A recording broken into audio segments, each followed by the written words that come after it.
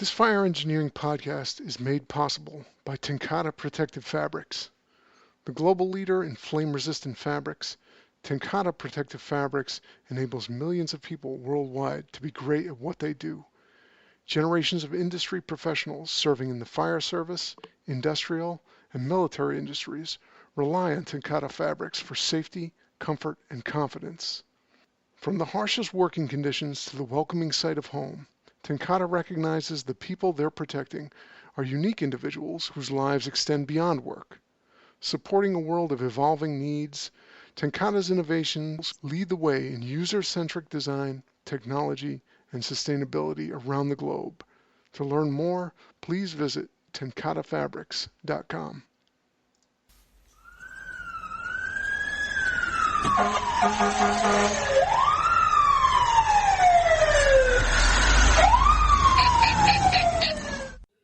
Hello, everybody. Welcome to Fire Engineering Blog Talk Radio in this installment of the Professional Volunteer Fire Department. This is the podcast, as you know, that is dedicated to our great volunteer fire service and committed to working to get our volunteer firefighters to embrace the message that developing and displaying and also maintaining a professional image and reputation is the duty and responsibility of all of us.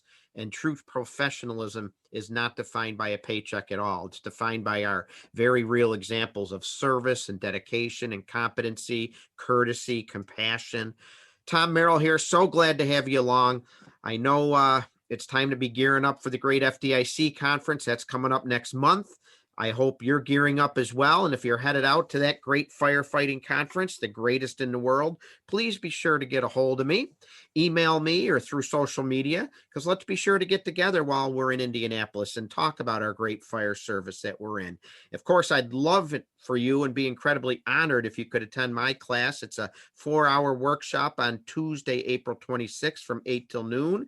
I'm still finishing up minor additions to it, taking some things out, adding some new things, and always revising it because there's always so much going on and feedback I'm getting from social media and from people emailing me. So always tweaking it. So please consider coming into my presentation. I'd love for you to be there, and I'd love to get to know you. And I know there's a lot of great classes to choose from, but I guarantee you that the 4 hours in my class will go really, really fast, and we're going to have some great conversations as we always do. So head on over to FDIC.com for all the information you'll need to help you get signed up for this great conference, the greatest firefighter show of the year, FDIC 2022, which will be April 25th to the 30th in downtown Indianapolis. And got a few other things going on.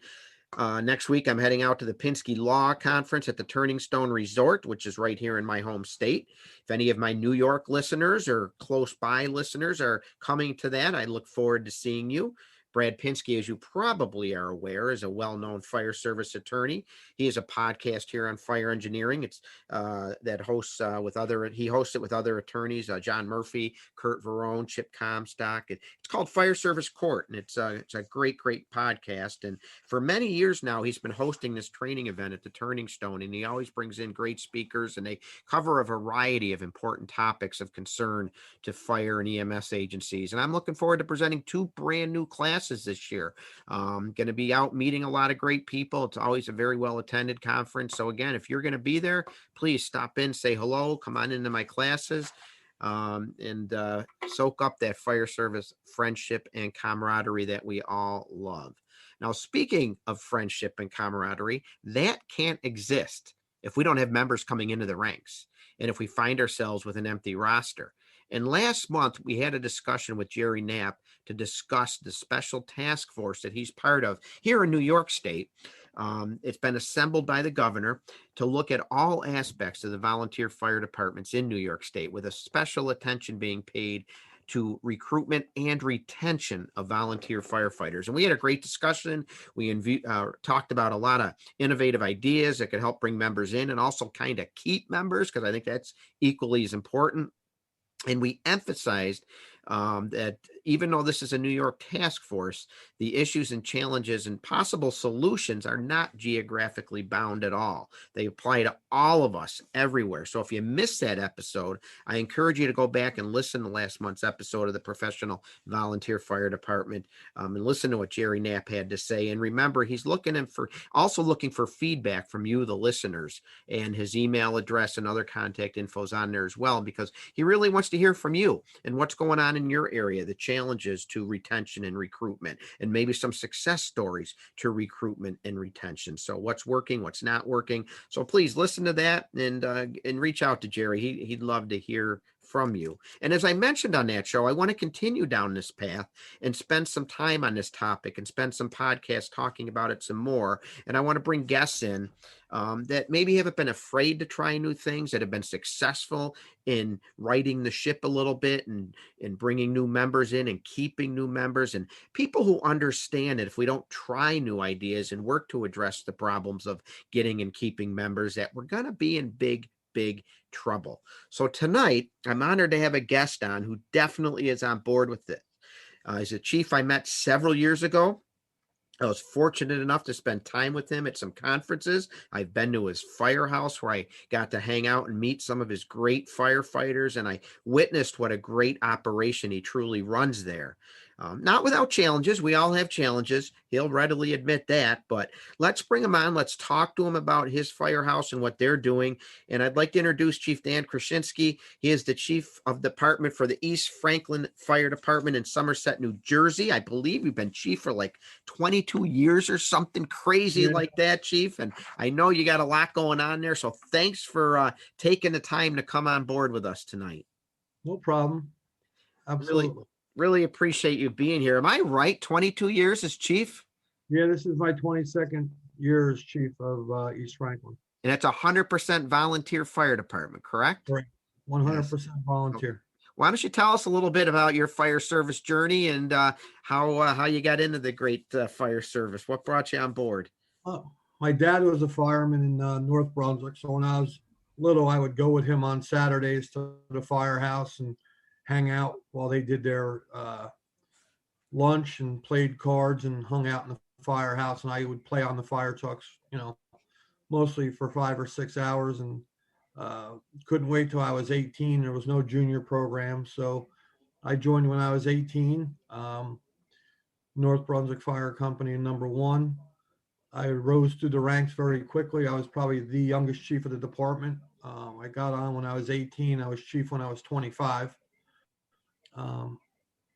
When I was done being chief there, I joined the East Franklin Fire Department in 1996.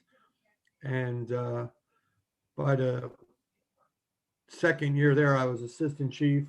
And then I was first assistant chief. And then I was chief. And I've been chief ever since 2000. So you've been chief of 2 departments. Correct. Man, you're a glutton for punishment, aren't you? Yeah. Yeah, well, no, good for you. Happened. It says a lot about you. It says a lot about your dedication and commitment. And was it and I don't want to pry too much, was it a job relocation going from one department to another? No, It's time to change things up. It was internal politics.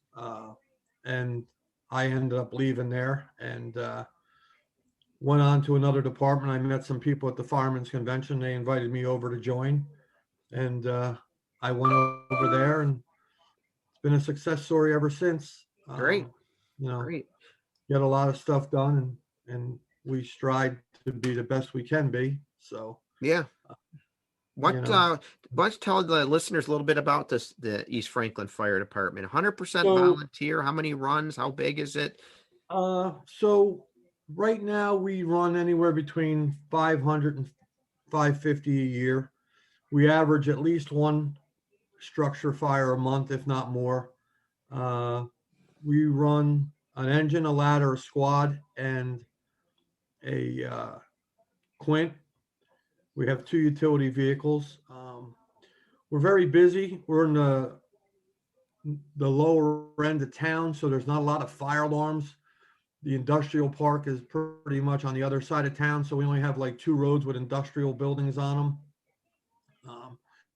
So we don't run a lot of false alarms. We run a lot of smells and bells in, residences, they think they smell something or they thought something was burning.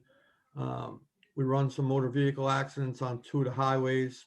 To an extent, they're not major highways, but they're highways in our area. So we get some extrications that our sister company does extrication, and we provide fire suppression for those. But basically, we are only about a mile from the other firehouse, but we're also closer to Rutgers University. So I think that's one of our things that we're able to get some of the people we do get. We get some college students, and we might only get them for 4 years, but when we get them, we keep them, and we do everything we can to keep them. Okay, so that's one area you've identified for helping with the recruitment effort is a nearby Right. college. Now, do they have to Yep. have experience to come to you, or will you No, take them with no experience? we take everybody no experience. And I think one of the things that people don't realize, and I've had this discussion with numerous other chiefs, 25 years ago, if a guy walked into the firehouse and wanted to join, it took him 3 months to join. You had to go through the paperwork. You had to go meet the big fathers of the fire company so they could sit down and interview you and do all that stuff. And background checks took longer. And what we do now is if Billy walks into the firehouse, or Tommy or Joey or Cindy, and they want to be a firefighter, we do everything we can to get them into the fire company. Because if they came there, they came with a reason. And if you delay the time, they'll find something else to do, or they'll go to another department. True. And, I call it fast tracking. Every Thursday night we do interviews. Everybody knows if you go on our website or whatever you want to join, it'll tell you to come on a Thursday night. We'll sit down, we'll interview you, ask you why you want to be a fireman. We'll tell you what we expect out of you. We'll do your background check the commissioners get it done within 48 hours. And if your background check's good, we bring you back at the next meeting and we swear you in. That's so important. Studies do show, for our listeners out there, studies do show that you only have so much time to hook somebody. When they express an interest in joining, they want information quickly and they want the process to move along quickly. And if you don't do what you're doing, you can easily lose them. And the studies show that. So once you hook them, you got to bring them in. Now, it is understandable that some departments maybe can't do it as fast as your department chief. So what I say to those people is you got to at least keep them in the loop. You got to keep communicating with them, let them know what's going on. Don't leave them hanging.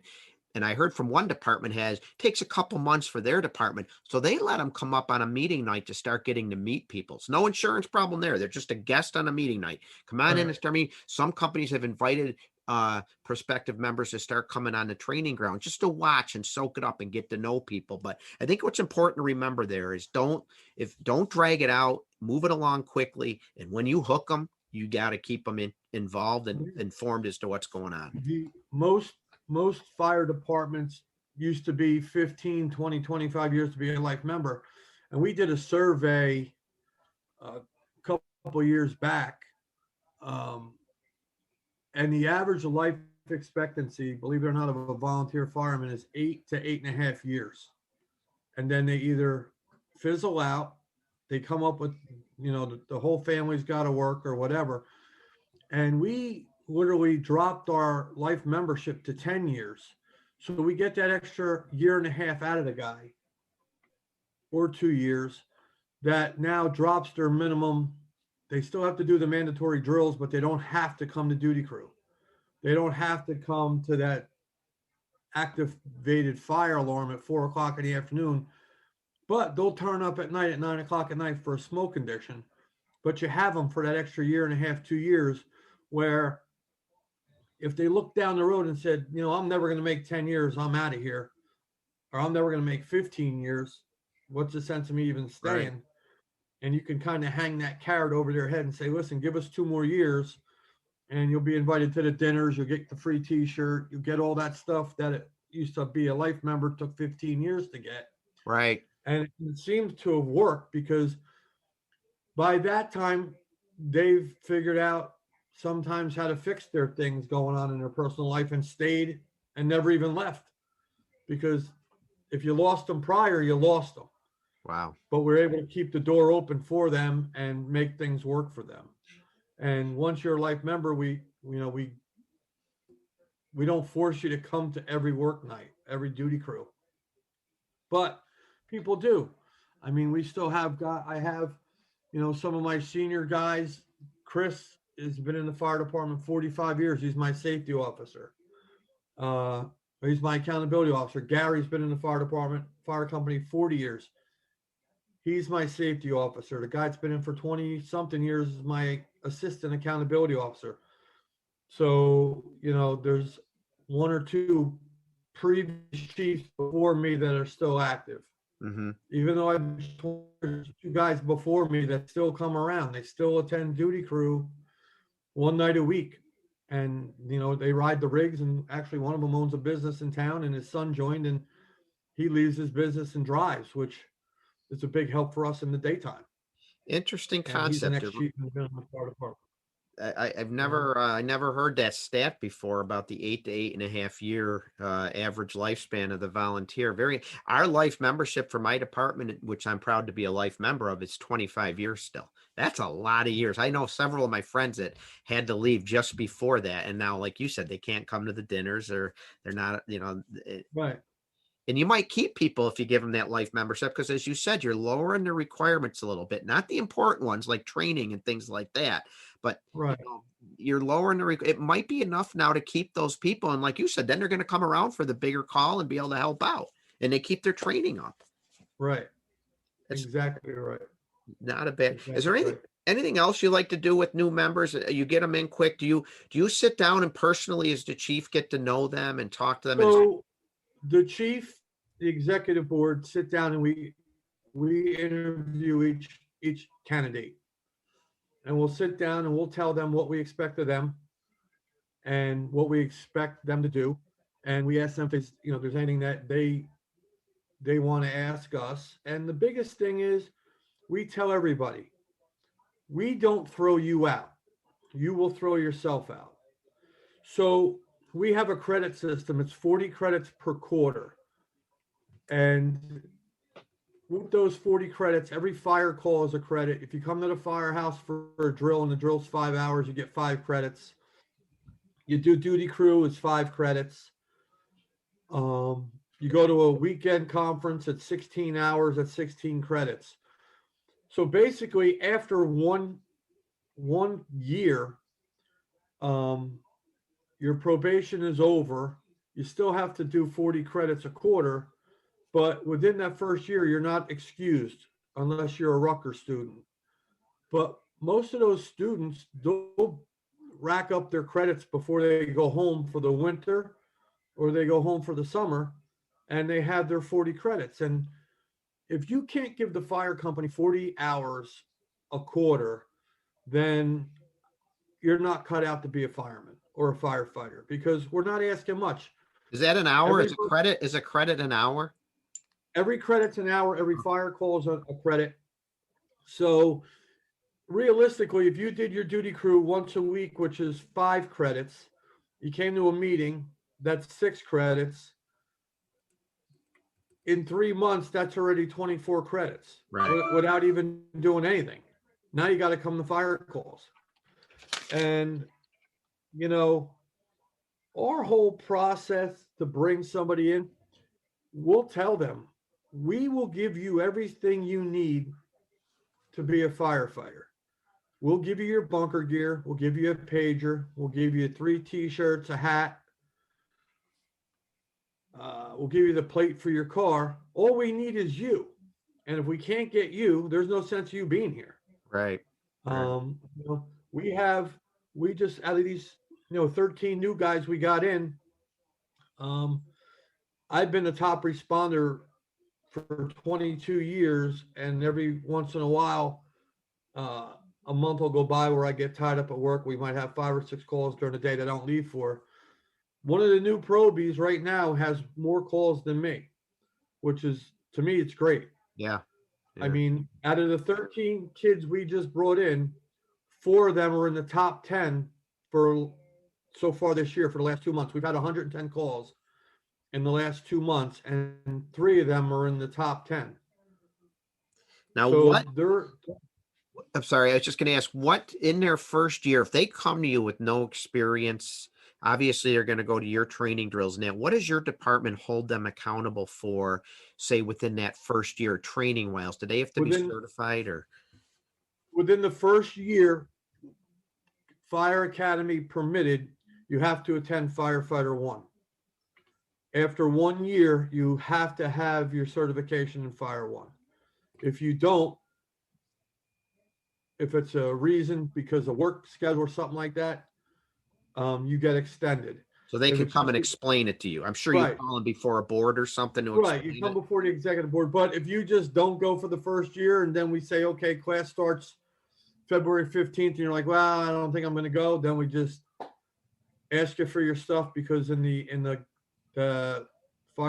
fire company's bylaws, it says you have to attend Fire 1. So we just let you go. We But- release you. So you establish those expectations. I'm sure it's made very clear to them when they express interest in joining at that meeting on that Thursday night.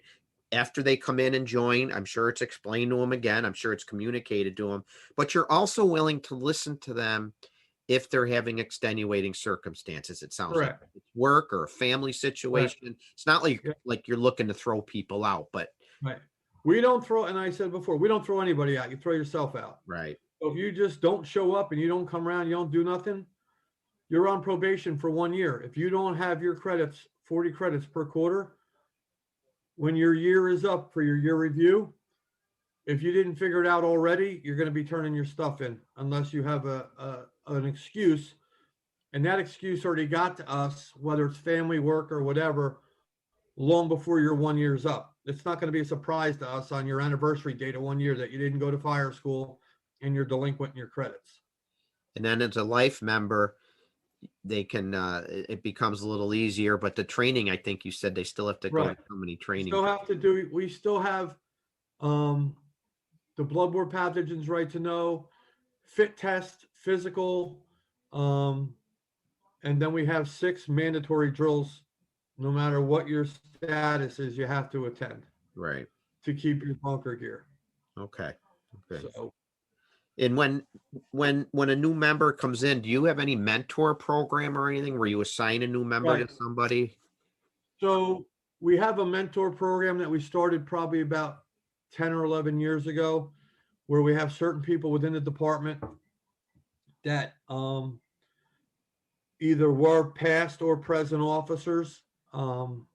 And we try and use those guys. You might have a guy that was a captain for 5 years. Now his they got 2 kids. She's working a job. He's working a job. And he can't be down there 100% of the time. And he could do his 1 duty crew a week. He'll get a probie.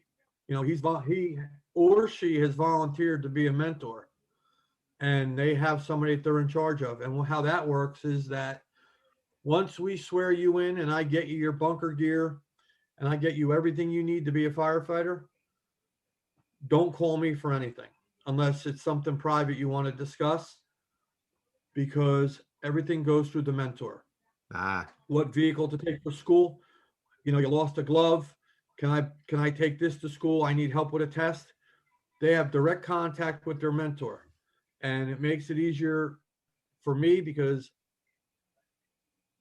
the mentor is in direct contact with, if maybe they need help with a test, or they're not really good on putting an air pack on, they train with that individual.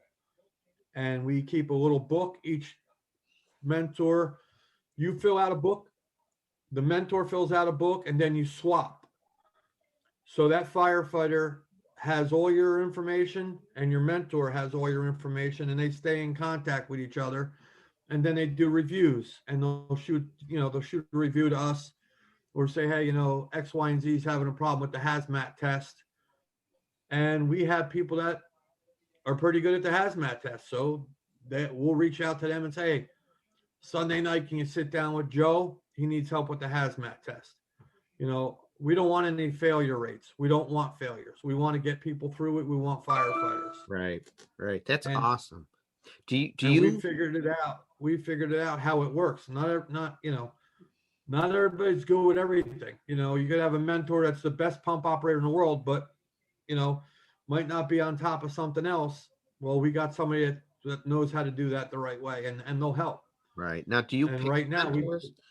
Do they come to you and say, I want to be a mentor?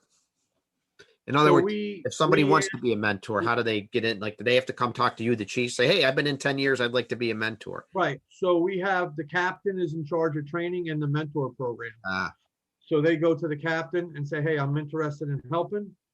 And next guy up, they get. okay. And we have some female firefighters that are actually mentors to my other female firefighters that are in Fire One right now. So it works out both ways. You just had me think of a question that I didn't even write down earlier when I was thinking of questions. And I'm putting you on the spot here. I want to pick your brain because we have female firefighters. I mean, we have a lot of female firefighters, which is a great thing. They're fantastic contributors. And we're having trouble with the uniform. Do you have a different uniform for your female firefighters? Because that's a problem I hear about in my class. So what we do is we wear Dickies, top shirts and Dickies pants.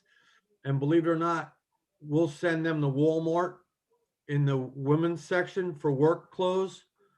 And the women's Dickie or women's pants from Walmart are a shade off from our blue, but they work for our female firefighters. How about the Class A's? Well, they're made specifically for each person. So Okay. Our uniform person, that we go to just makes the adjustments. Okay. Yeah, because that's something we're working on now to try and make it a little more comfortable for our female members. I've been talking to different fire departments to see what they do. If any of our listeners have some information on what you're doing for female firefighters to give them a more comfortable fitting dress uniform and duty or work uniform, reach out to me and let me know what you're doing. I want to delve into your very unique duty program because I think it works so well for you. My department, I don't know if you know this or not, I mentioned it on my last show. As of January 1st this year, my department rolled out what we call an hours or duty program for members that in our department, you have to make 25% of calls and meetings and drills. It has to work out to about 25% until you're a life member. And for over, for 100 years, that's how it's been. Well, the new program allows members to say, you know what, I want to give hours. I want to give you so many hours a month. So they established a threshold, minimum number of hours. People can now sign up to do hours instead of having to leave home to go to calls. They can be at the firehouse. So far, first 3 months are working. I've told the listeners, ask me in 6 months how it's going. Ask me in a year. It's been successful so far. But your program's been around for a while. And if I'm not mistaken, 24/7, correct? So what we did, it all kind of stems back to when I was a kid hanging around in the firehouse. And you could probably relate to this, and so could some of the other people. So if your duty crew night or your work night and meeting night was the same night, a lot of departments do that. Work night's Monday night, they check all the fire trucks, and then at 8 o'clock they have a meeting. And then after the meeting, they do what they got to do. So what we found is that if a brand new saw came in on Monday and everybody was at work night on Monday night, they got to see the saw, they got to run the saw, and then the saw went on a fire truck. And then 4 days later, you have a house fire and you turn around to 5 guys, they go get the new saw. And they look at you like deer in the headlights because they couldn't be there Monday night. They weren't there Monday night, right? They weren't there Monday night. So what we started was a duty crew program that's 6 nights a week. It is from 7 to 10:30 every night. That's right. And then from 10:30 at night to 6 in the morning, we run an on-call shift. So the duty crew night runs Monday through Friday or Sunday through Friday. And what we do is each officer, starting with the rank of assistant chief down to lieutenant, picks one night of the week they can do. Once they've picked their night, we've picked a foreman who's actually in charge of an apparatus, and it's his responsibility to make sure that the truck is checked, it's fueled up, it's ready to go. So it's basically like picking kickball teams. So everybody gets people to come onto their duty crew. Some guys do 3 duty crews a week. Some guys do 2, but everybody has to do a minimum of 1 from 7 to 10:30, unless you're a life member. Life members only have to do drills, the mandatory drills. So what we do is, if a new tool comes in today, the captain will write up a drill for it starting on Sunday night. Sunday night through Friday night, everybody will go over that saw. On Friday night, that saw will then get placed on the fire apparatus that everybody knows where it's going to go to. So for an example, Sunday night runs 6 guys on duty or 6 firefighters on duty crew. Monday night might have 5. Tuesday has 13 or 14. Wednesday has 14. Thursday night has 14. Friday night's like 7 to 8, depending on the season. By the time Friday night comes, almost 95% of your members know how to run that tool, how it works, have been trained on it, and know where it's going to be on the fire truck. So what that's alleviated is, you tell somebody to go get a saw, and I have no idea that we got a new saw or a nozzle or any type of tool. And what it does is, it's letting the junior officers be in charge. So the junior officer is going to run the drill. The junior officer is going to show everybody how to use it. And what happens then is the crew gains that respect for that officer. And we don't really have any, well, everybody likes Joe, let's make him captain. Everybody who does a duty crew as an officer, everybody knows how they run their crew. Everybody knows whether they should be captain or not, or lieutenant or not. And what's worked for us is that we've had officers who got into position and realized it's really not for them, and they didn't run the following year, or they've gone and asked for help. Because not only are you running a duty crew, if a Tuesday night lieutenant is in charge of duty crew and the captain happens to stop at the firehouse for a bag of chips or see what's going on and there's a call, the captain doesn't ride the front of the truck. The captain gets in the back. The lieutenant runs the crew. It's his crew. And he gets to the scene and he's in charge of his crew. And a lot of times for the activated alarms and nonsense calls, we let the junior officers stay in charge. So they learn how to do everything.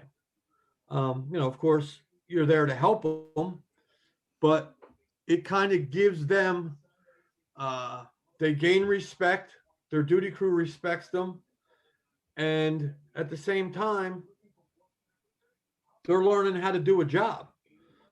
And what we figured out doing all this is that the first thing, once you get into the department, once we get you your bunker gear, we make sure you have the t-shirts and the sweatshirts and the hats, because we want you to feel the part. We want you to look the part.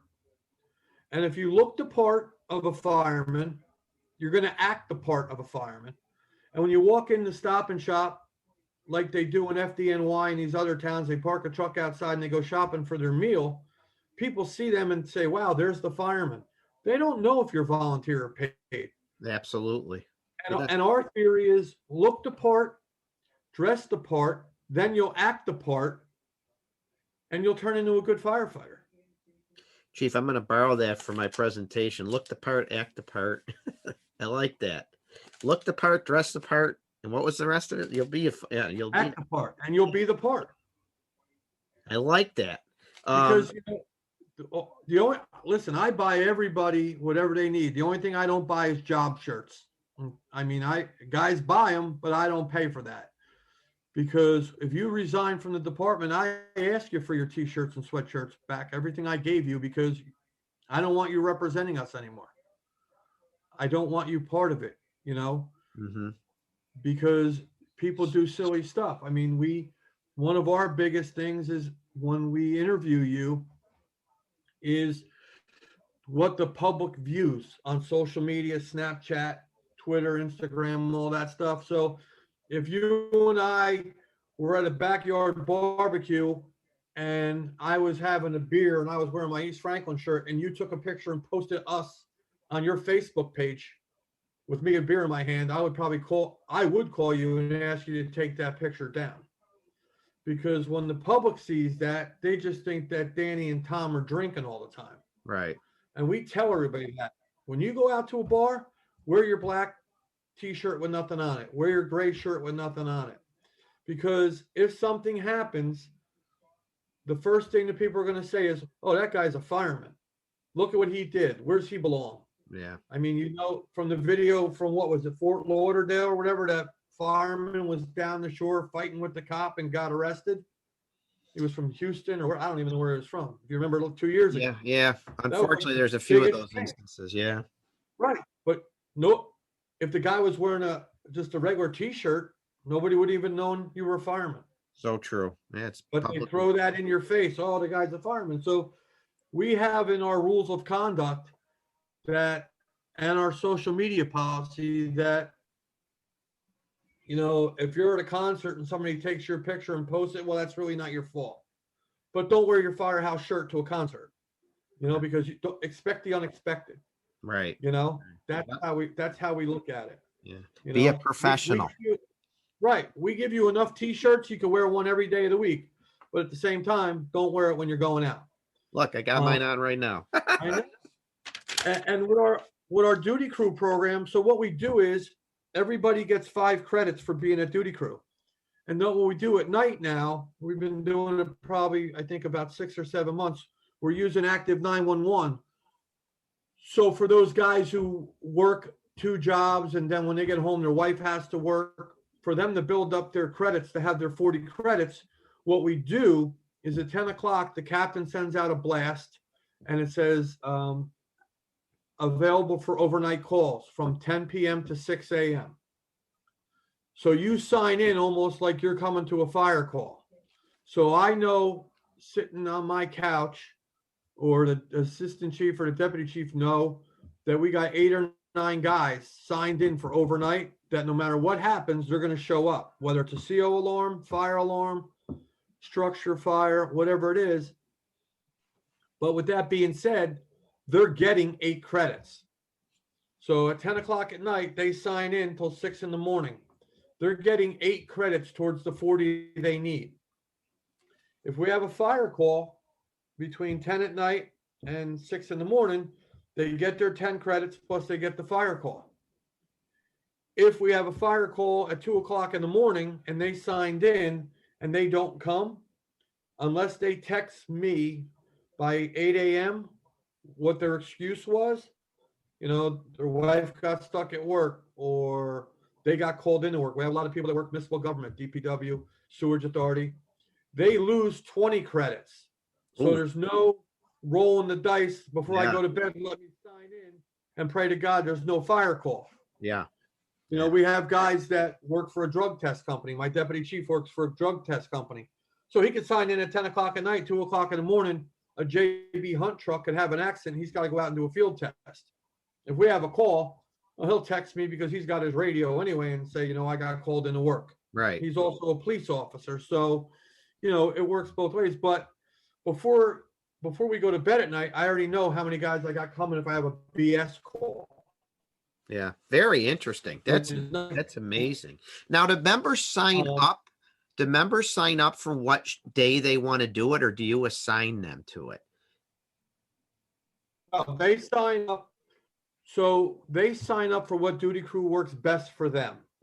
So we have a lot of guys that might be free on Tuesday and Wednesday night. Thursday night's a big night because it's a meeting night.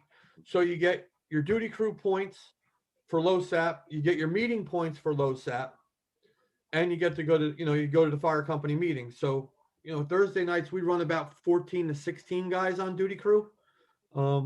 Sometimes, you know, we have a little less, but most of the time, you know, we have a high number for Thursday nights. And you know, it works well because you have people for meetings. They know what's going on. What if I work nights? Can you do duty crew during the day? So we have a captain who works nights and he runs day shift duty crew during the week. He'll pick one day that's good for him and he'll post it and the guys that are cops that work the 3 to 11 shift, they'll come during the week and they'll do the same drill we did that week. So they might just do Thursday during the day, but it's the drill that was that whole week. So Okay. they don't miss out on it either, and they get the opportunity to get their credits and their points.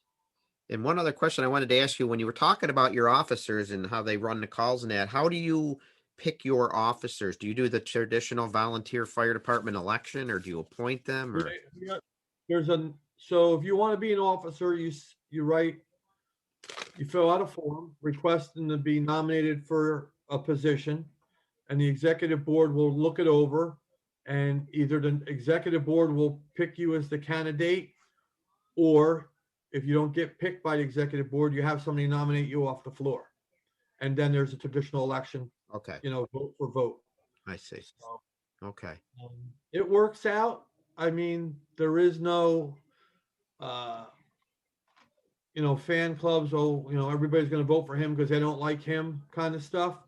If you don't get reelected, it's because you couldn't run your duty crew and you couldn't be an officer to what everybody wants you to be, or you were lazy, or you didn't want to do drill. On drill night, you wanted to spend 3 minutes doing the 20-minute drill and then go back and sit down and watch TV. Right. Which rarely happens because it's very competitive at East Franklin. People run for captain and they run for lieutenant because they want to be part of what we have. We have a very good thing. People always make these comments about the Kool-Aid and we laugh. We love grape Kool-Aid and we tell people that's what we drink, and, haters will be haters. And, what's your roster at now, Chief? How many? we have 60 active members. Okay. Boy, but a lot of companies would kill for that. And most recently I just got 2 guys that went to another department, and they went there 3 weeks in a row asking for applications. And well, the guy's not here tonight, and the guy will call you on the phone, and this guy will call you, and that guy will call you. And those Seriously. seriously. And those 2 kids never got a phone call. And they came to us, and we sat down and told them what we expected them. And Wow. One of those kids is the one out of 55 calls last month made 53 calls. And they told you that they couldn't get applications from the other companies they stopped and visited. Yep. Wow. We have I tell a story all the time. I tell it in my class. One of our great young firefighters that we lost, 23, 24-year-old young man, came to us, firefighter 1 certified EMT, because you have to be an EMT in my department because we run EMS. His wife got a job. They moved Central Park somewhere in New York State. When I saw him, he said he went to his firehouse a couple times to try and join the new firehouse in the area he moved to.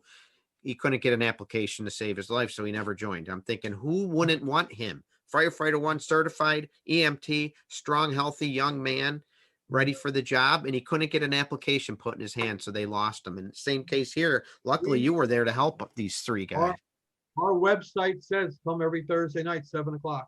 Oh, and our biggest thing is, we'll take you and give you the dog and pony show and tell you what we expect before you even fill out the application. Once your background check is clear, you're more than welcome to come up. We'll put you in active 911. You come up and see how we run until you get your physical. And once you get your physical and you get clearance, then we get you your bunker gear and you get sworn in. And that's where our mentor program falls in, because, they're coming to duty crew. They have a mentor. They're learning how to hit a hydrant.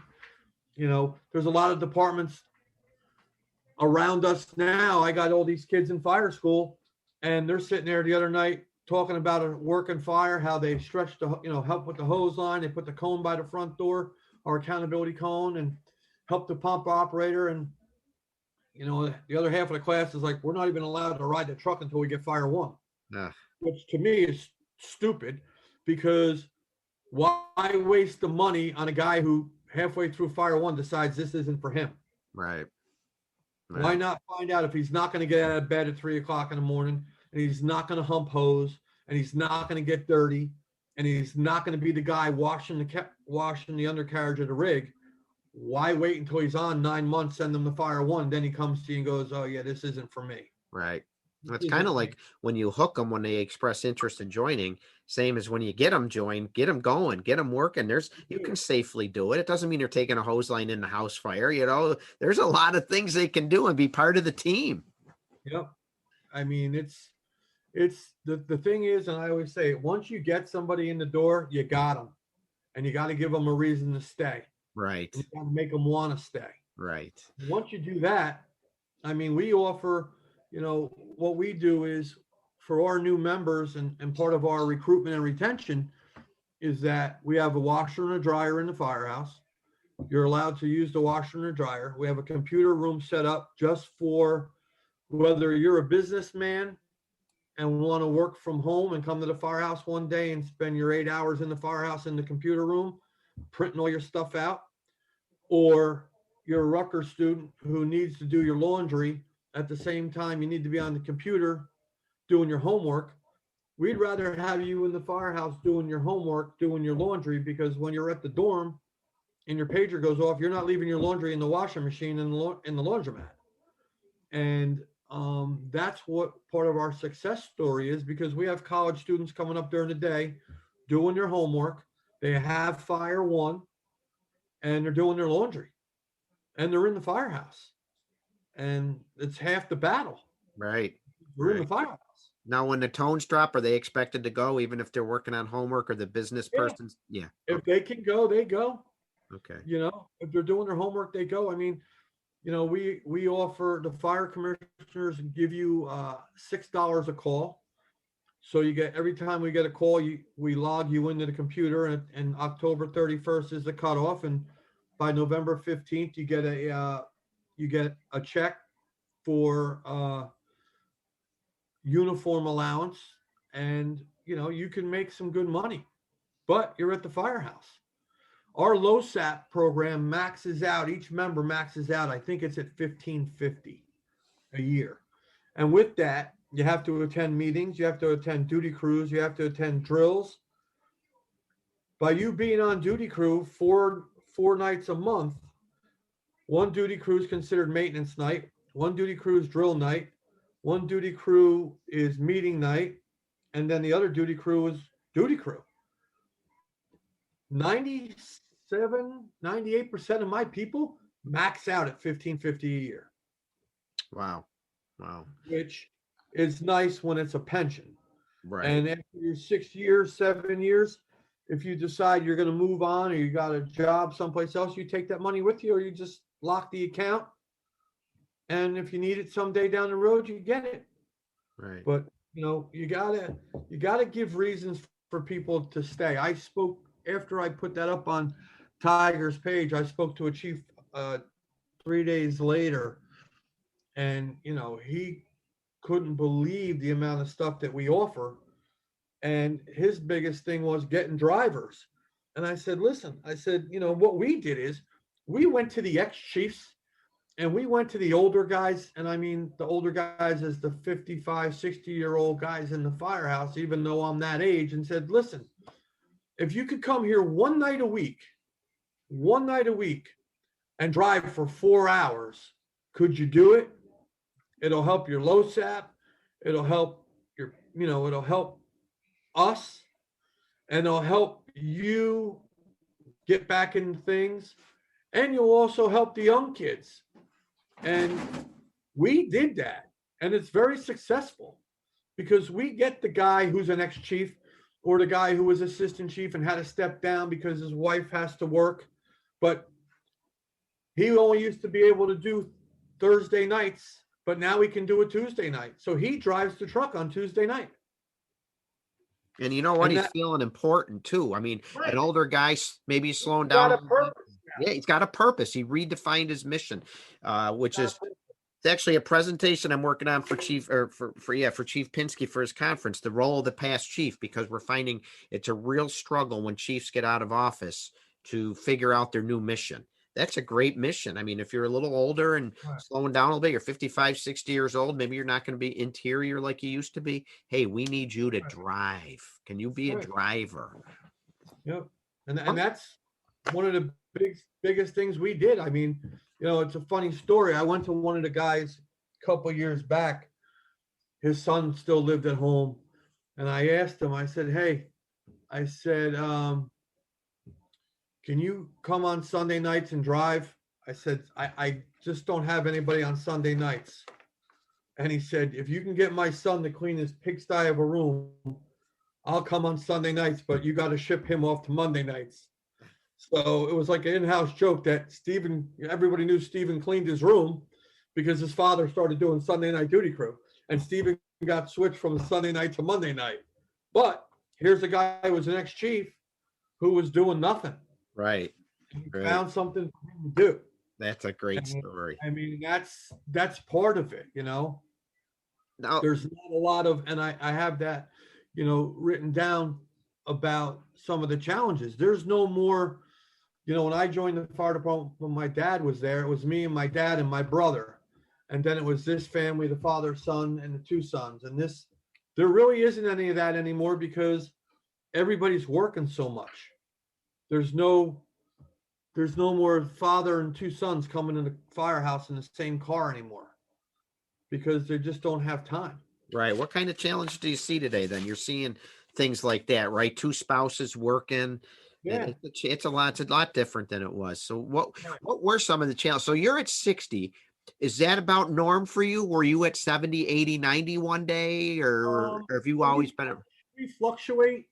You know, when I first joined the department, there was 18 sets of gear on the rack. And over time, we built it up. And, you know, we go through spurts where nobody joins for a while. In 2020, when we had COVID, nobody joined. We had nobody. And we lost people. People got sick. People had to work 3 jobs because their wife was sick or their, you know, whatever. The big challenge is that we don't get anybody usually from town. We get the guy, you know, New Brunswick's a paid department next to us. So we do get people that live in New Brunswick that go to their firehouse and say, hey, I want to be a fireman. They're like, well, we're career, you know, go over and see East Franklin or the fire department next to us and, you know, see them. They're volunteer. And, you know, we get people from there. But the people that live in town in our area, you know, some of them are working 2 jobs. They got a bunch of, you know, kids, so they don't have time for the fire service. Right. The biggest thing now, I think these kids are going to fire one for like 245 hours, something, you know, like that. Yeah.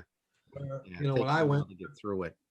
When I went 38 years ago, it was like, you know, 5 weeks and you put an air pack on, ran around the burn building 10 times, they sent you inside. If you made it to the 3rd floor and back out, you were Fire 1 certified. Right. Before I talk about these new members you brought in and how to get them introduced to your culture, I did have one more duty shift question for you, and I'm sure some of the listeners would like to hear this too. So I'm thinking of how with the duty hours program or duty shift program, I pick Thursday night.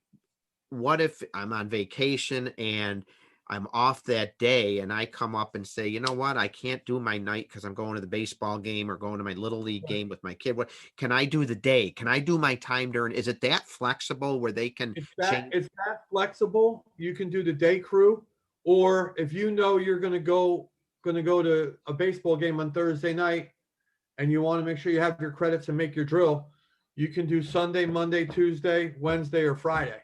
Gotcha. You don't cap it. You don't cap how many can. No. So it's whatever works for you. Especially when we have a new piece of equipment, we want everybody to be able to know how to use it the right way, and know where it's at. And just to be clear for the listeners too, they're handling the routine alarms. If you get a working fire or serious incident, people that aren't on duty can just leave home, right? Traditional style response. Yeah, but still, even with the duty crew, everybody still comes from home. Okay. Yeah. So tonight's duty crew, there's going to be 14 guys in the firehouse, but if there's guys at home and their pager goes off, they come to the firehouse. Right. They come and get credit and bring the other trucks or whatever. Right. Okay. You know. Yep. The thing Just is, another option for members. It's great. Another option. The thing is that you're learning how to use the equipment, but the apparatus is going out the door within 3 to 4 minutes, 6 nights a week. And, you know, I tell people this all the time. When I joined the fire company, I wanted to ride the fire truck. So I want those trucks out unless it's snowing. I don't care if it's raining because we fight fires in the rain. Unless it's snow and ice, I want those trucks out. Ride around, do street familiarization. Go look at the new building that just got built. You might not have to get out, but look and see where the FDC connection is. Ride around, because even as long as you've been in the department, you don't want to go there and just sit and look at the TV for 4.5 hours. Right. You want to do something. Right. So go for a ride. Go for a ride. Because interact with the public.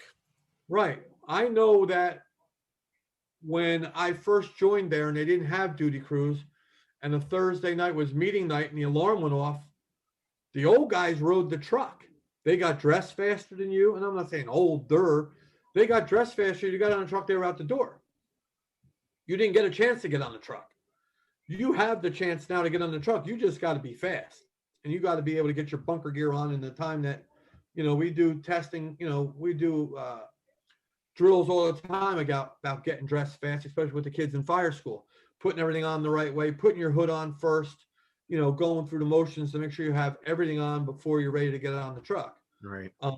And believe it or not, a couple months ago, we did it 5 nights out of the 6 nights with the best times. And one of the guys from my duty crew, who's in his 40s, had the best time. He got dressed, everything on, sitting in the truck with the seatbelt on in like 46 seconds. Huh. So, it gives you an incentive to get better. Yeah. At what you're doing. I imagine there's some fun with that. And you have some fun with it. Yeah, that's great. Have some fun with it. Now, you mentioned the Tiger comment on Tiger Schmittendorf's page. Tiger Schmittendorf, for our listeners, does a great job with recruitment and retention. Does a lot of work. He's got great websites. But our conversation started, the Chiefs and mine here, because I saw a post he did about bringing in, I thought it was like 14 new members or something in a very short time period, in like 3 months, right, Chief? Right. So, did you do something new, or was it just reinforcing what you've been doing all along? And boy, you hit the lottery one for the last 3 months. I think what it was we have there's 4 of them that are Rutgers students, and then there's a couple friends of friends, and then some of them we hit the lottery with. But I got all of them into the Fire One program at Somerset County. That I have 9 of them going on Monday, Wednesday, Saturday.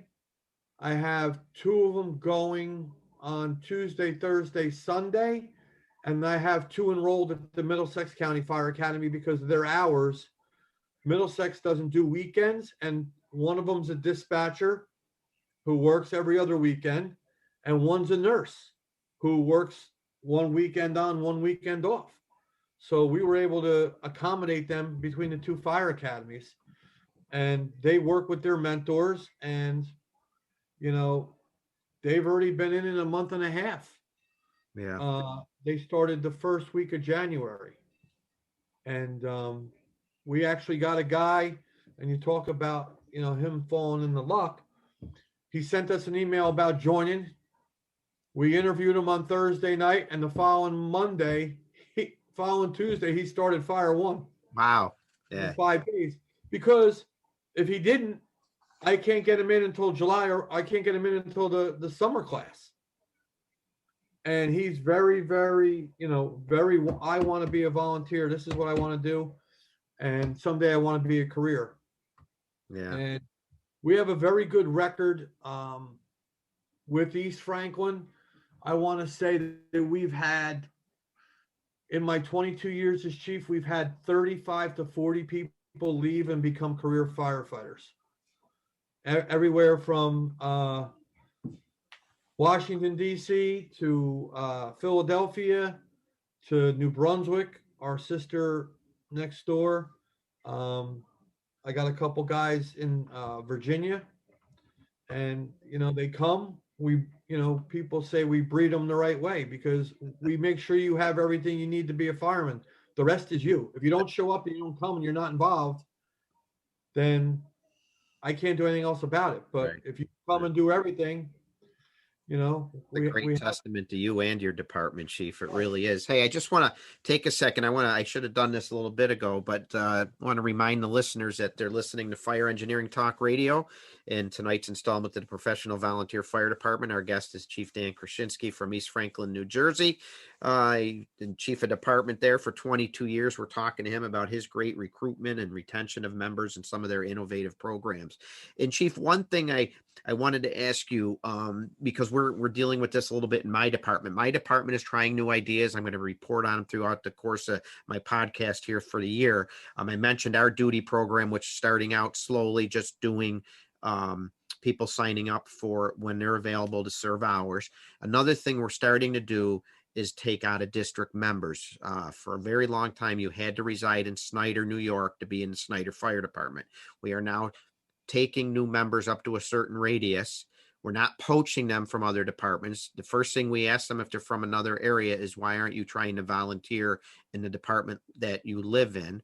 But some of them do come from the city of Buffalo, which is a career department. So you mentioned some come to you from areas being served by career departments. Now, every department has a unique culture. How do you get these members that maybe didn't grow up in your community, or the Rutgers University students that could be from anywhere? How do you get them to blend in and understand your culture and ways of doing well, things? And well, because one of the things we do when we sit down and interview people is we tell them there's no clique. There's one family. Everybody's part of the family. love it. You and your brother fight at home, so you and your brother are going to fight here. You and your sister fight at home, you're going to fight here. The thing is, when the alarm goes off, it's all over. It's out the window. It doesn't matter what happened 3 hours before or 4 hours. Unfortunately, we had a line of duty death in 2006, and the way we were able to survive that as a department is because we were already a family. We were already one big family. We weren't separated by 7 different cliques of different friendships. You know, we already had what we had settled, set in stone. And that's, you come to duty crew, you do your job, you make friends, and you go on and you become career firemen, or you become something else. And we've always done that. And we tell people when they come in, because you and 5 guys go bowling, that doesn't mean you're a clique. Because you and 6 or 7 other people go to the movies every Friday night doesn't make you a clique. What makes you a clique is that we all work together, we all train together, we all get on the same fire truck and go to the same fire. Then there's one clique. And if you try and start a clique, and there's people that have tried to start cliques, they don't belong there anymore. Because I will find a way, or my deputy chief or assistant chief will find a way to make sure that it gets squashed. Excellent. I Excellent. mean, that's the bottom line. Right. You know, Right. there's not many firehouses that have a shuffleboard, a pool table where you can come up on a Friday night with your wife and your kids and hang out and just be in the firehouse. One department, one click. I love it. Yeah. Love it. Very well done. Any other advice for building house pride? I call it house pride. I always say it should be a firehouse, like your own house, warm and Right. welcoming and accepting. And you've obviously created something special there to bring in new members on a continuing basis. But how do you keep them? What are you doing to keep them and keep that morale up? Well, I think, a big part of it goes, my wife just walked in, but I think the big part of it is the women become friends too. So if a guy doesn't want his wife, a lady doesn't want her husband to keep going to the firehouse, well, she's never been there. She didn't see what's inside. And when they go there, they become friends with the other women. And now it's a place for her to go with the kids, or it's a place for her to go and sit and watch a movie and stuff like that. You got to get everybody involved. If you don't, every time you leave to go to the firehouse, how long are you going to be? You really have to go there. You have another drill. Stuff like that. I mean, that's a big part of it. And, I think we give the wives t-shirts, we give them sweatshirts so they feel part of it. Right. Because we got to be in it. they don't necessarily have to be on the ladies auxiliary, but if you go to a parade and everybody's wearing an East Franklin shirt, you feel that camaraderie and that familyness compared if you don't buy anything for anybody or give anybody anything and you all go in different color shirts, hats, and stand and watch a St. Patrick's Day parade. Right. Right. And You just to know? let you know, we had success the other way we've had female members join first and get their husband or significant other to join after them. So it does Right. work. One can Yeah, bring in sure. the other, or at least feel part of the family, even if they don't join. Right. Yep. You need For that sure. support at home for sure, because Yeah. firefighter isn't getting support at home. He's going to have a tough time going to the firehouse. So, Right. well, I No, really not a appreciate that. doubt. This has been a great conversation about, you covered a lot of good stuff, what you're doing in East Franklin for some great success, everything from getting the word out that you need volunteers and you're accepting of volunteers and you have a good program put together that has continuity to it and consistency and you're fast I tracking. think the biggest boost is you got to have a Facebook page or you have to have a website so people can immediately, I get emails all day long. I got an email yesterday. Hey, I want to be a fireman. First question is, where do you live? He lives in my district. He's coming tonight at 7:00. There you go. And we'll talk to him and sit down. We'll tell him what we expect of him. And maybe he's got questions for us and he'll get his paperwork to get his background check done. And then we'll go from there. Yeah. And you fast track it. You don't keep them hanging and you keep in touch with them and move it right along. That's fantastic. Anything else, Chief, that you'd want to share with the listeners about, the new generation coming through the door or how to get them and how to keep them? I think the biggest thing to keep them is you got to keep them interested. You got to keep them interested. You got to go for that ride on the fire truck. They didn't join the fire department to come up there and sit so you can watch, Wheel of Fortune and stuff like that. They're not going to give up a night to sit there and do nothing. They can do that at home or they can do that at their girlfriend or boyfriend's house. Right. You got get them in the door, get them on the fire truck, get them out with hooking up a hydrant and stuff like that, and it'll be a success story. Treat them fairly and equally. I like how you give them stuff right off the bat, the t-shirts and that, and talk to them about representing the department properly, be professional. Fantastic. Absolutely fantastic. So as I wrap it up here, Chief, if anyone wanted to reach out to you and talk to you more about your hours program or some of the things that you've done there to achieve success, would you share your contact information? My email is chief27a@aol.com. Another AOL guy, just like me. Well, I got 60,000 people to know that email address, so it's too hard to change. Right. It's kind of hard to change your phone number or your email address when you've been chief for 20 something years, Absolutely. Shoot me an email and I'll get back to you. I usually answer my emails within an hour. And if I have to, I'll call you back and, touch base with you and we could, chat on the phone or via email or whatever, and I could help you out. And I think the other thing to take away from this, and I mentioned it several times on this show, including last month, people, don't be afraid to try something new. This hours program for us is groundbreaking for us. I mean, you could feel the ground shaking when we agreed to do it because we haven't done anything like that in 100 years. Accepting members from out of our area was groundbreaking for us. Don't be afraid to try something new. The fire service is changing and we need to change with it. And I said it before that, the volunteer fire service of the 70s and 80s and 90s, it was awesome. There were awesome people. They did great things. There's no reason the volunteer fire service of 2022 can't also be great. We can make it great and we should make it great. And as Chief Krushinski said, I love this quote. If you want to get members and keep members, you have to give them stuff and to keep them. I think you quoted, it was like, you have to give to get. I think that's what you said. That's what I wrote down. You have to give to get, right, Chief? So you got to give to get. Thank you so much. I really appreciate you coming on. Why don't you give your email one more time there? Because I was probably talking over it. chief27a@aol.com. All right, fantastic. Well, folks, a day doesn't go by where we don't hear about the need for more volunteer firefighters.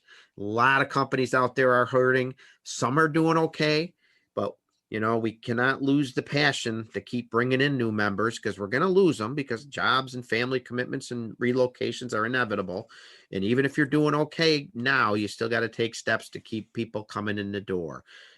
You might have thought that some are coming for life, but again, jobs come up and promotions and things like that. So we got to stay on top of it. We got to consider new ideas and not be afraid to talk about new recruitment and retention things. So just for some stats for you, volunteer fire service ranks have been up and down. The latest National Volunteer Fire Council stats indicate that in 2017 there were about 682,000 volunteer firefighters, and by 2015 it had dropped to 729,000, and now we're at actually right now we're at 682, I guess. So we're barely treading water. So we've got to try and consider new ideas, right, Chief? That's it. You got to find a way to get them in the door. Once you get them in the door, you got to find a way to keep them. Right. Yep. And I misspoke there. The last stat was from 2017 at 682,000. So we're doing okay, but we can do better. And Chief Krushinski, thank you so very, very much for coming on the show tonight. I really appreciate it. And folks, reach out to me at tamerrill63@aol.com if I can do anything for you. As always, please check my Facebook page, the Professional Volunteer Fire Department, for updates and news stories and motivational words of wisdom regarding our volunteer fire service. My website is coming. It is in development right now. I think I'm very close to launching it. And as always, I want to thank Fire Engineering, the family there, talk about fire service family, the Fire Engineering family led by Chief Bobby Halton, and Clarion Events for supporting these podcasts, mine as well as all the other great podcasts.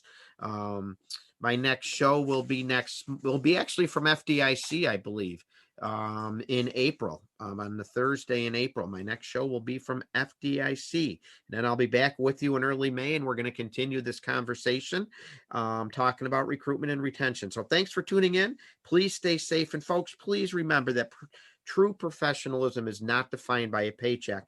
And your residents are owed professional service delivered by professional firefighters representing professional organizations. Thank you very much. Take care.